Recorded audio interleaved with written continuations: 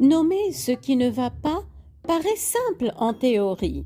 Pourtant, dans la réalité, c'est souvent l'une des choses les plus difficiles à faire dans une relation. Parce que mettre des mots sur un malaise, c'est prendre un risque.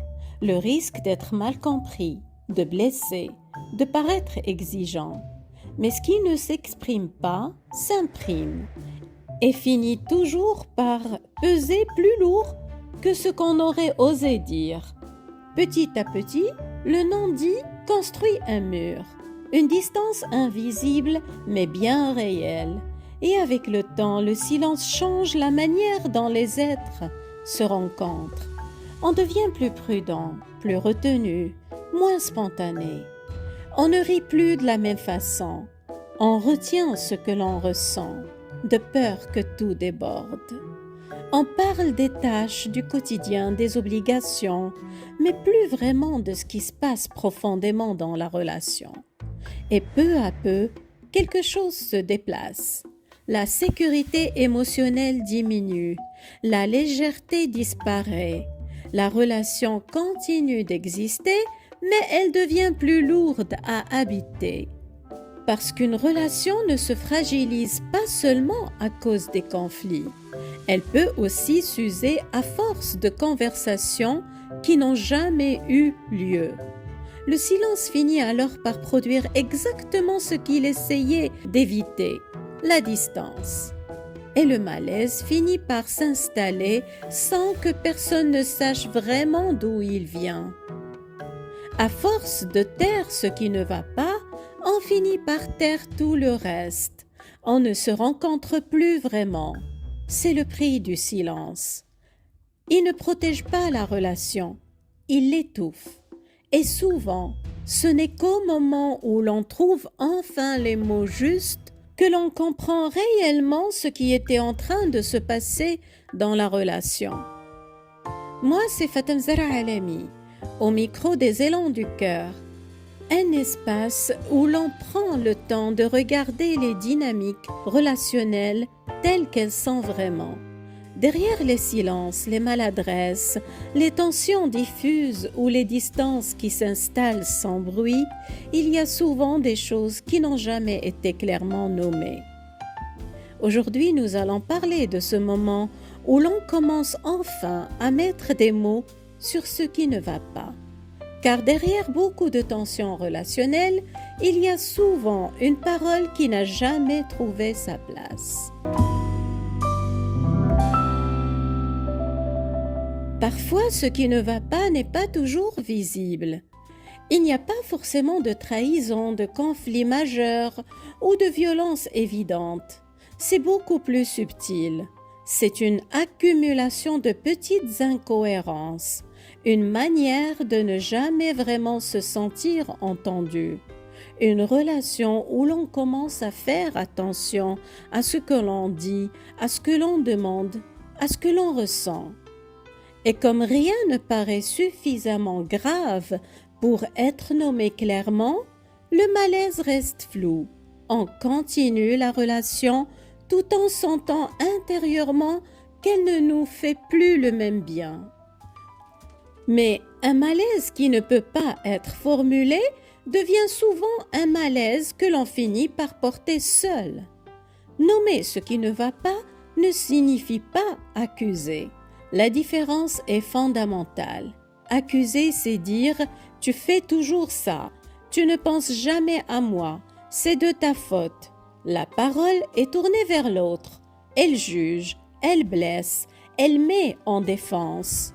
Nommer, c'est dire « je me sens mis de côté quand tu ne me dis pas ce qui se passe. J'ai besoin de plus de présence dans notre quotidien. Ce que tu as dit m'a blessé, même si ce n'était pas ton intention. » Nommer, c'est parler de soi, de ce qu'on ressent, de ce dont on a besoin, sans juger l'autre, sans lui faire porter la responsabilité de ce qu'on vit. Accuser ferme la porte. Nommer l'ouvre. Accuser cherche un coupable. Nommer cherche une solution. Apprendre à nommer, c'est apprendre à dire « je ne vais pas bien dans cette relation à cet endroit ». Peut-on regarder ensemble ce qui se passe? C'est une phrase vulnérable, elle ne garantit rien, mais elle a une chance d'être entendue. L'accusation, elle, n'en a aucune. Vous pouvez, avec douceur, ouvrir un espace d'observation, dire par exemple « Je remarque que tu es souvent irrité quand j'ai un avis différent du tien. J'ai l'impression que tu n'aimes pas quand je parle de mes amis. » Ou « Je me sens parfois un peu jugé quand tu réagis comme ça. » Ou encore « J'ai besoin que certaines choses puissent être dites sans que cela devienne immédiatement un conflit. » L'objectif n'est pas d'accuser, mais de voir comment l'autre réagit. Est-ce qu'il entend? Est-ce qu'il se justifie longuement? Est-ce qu'il retourne la situation contre vous? Est-ce qu'il promet de changer sans rien changer? La réponse que vous recevez en dira long sur sa capacité à s'ajuster. Nommer ce qui ne va pas ne résout pas automatiquement les choses, mais cela change profondément la manière dont la situation est vécue. Parce qu'à partir du moment où quelque chose devient clair, il devient plus difficile de continuer à l'ignorer. Mettre des mots justes sur une réalité relationnelle permet souvent de sortir de la confusion. On comprend mieux ce que l'on ressent. On voit plus clairement ce qui fatigue, ce qui blesse, ce qui déséquilibre le lien. Et surtout, on cesse parfois de croire que le problème vient uniquement de soi. Certaines personnes passent des années à essayer de gérer intérieurement un malaise relationnel qu'elles n'ont jamais réussi à formuler clairement.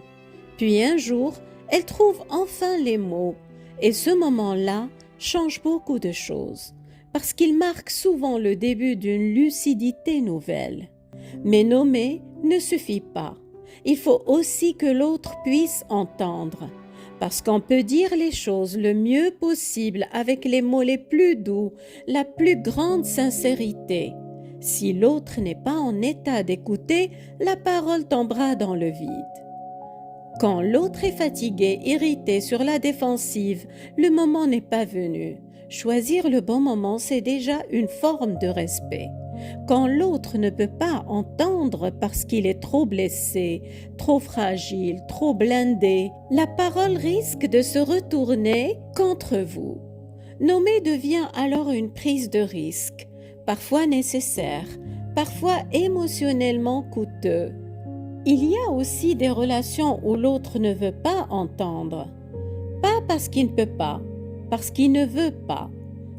Parce qu'écouter l'obligerait à changer, et changer lui coûterait trop cher. Dans ces cas-là, nommer ne répare pas, il révèle. Il montre que la relation a une limite, que l'un est prêt à se remettre en question et l'autre non. C'est une vérité douloureuse. Mais elle reste plus saine que l'illusion. Nommer, c'est parfois sauver la relation, et parfois, c'est sauver la lucidité. C'est refuser de continuer à vivre dans le flou.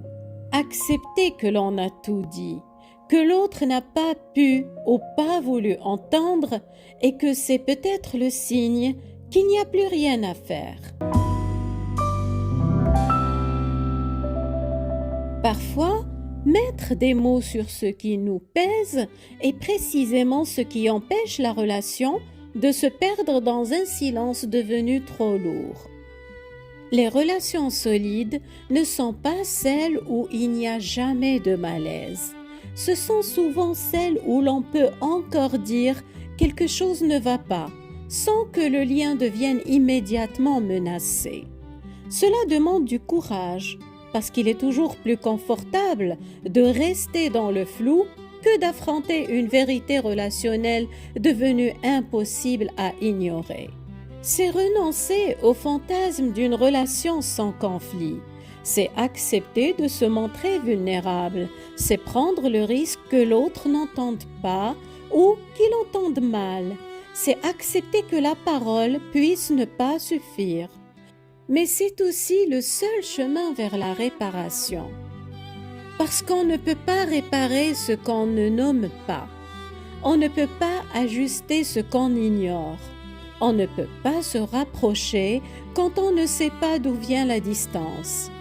Le silence protège parfois à court terme, mais à long terme, il détruit tout. Alors, osez nommer, pas pour accuser, pas pour faire mal, pour clarifier, pour que l'autre sache, pour que vous sachiez, pour que la relation cesse d'être un champ de non-dits où chacun marche sur des œufs. Parfois nommer sauve, parfois nommer libère, même si la relation s'arrête. Parce que cesser de porter seul un malaise qui n'a jamais été dit, c'est déjà se libérer. Osez les mots au bon moment, avec la bonne intention, et accepter que la réponse vous dévoile ce que vous avez besoin de savoir. Prenez bien soin de vous et n'acceptez jamais d'éteindre vos besoins pour rester dans un lien qui ne les entend pas.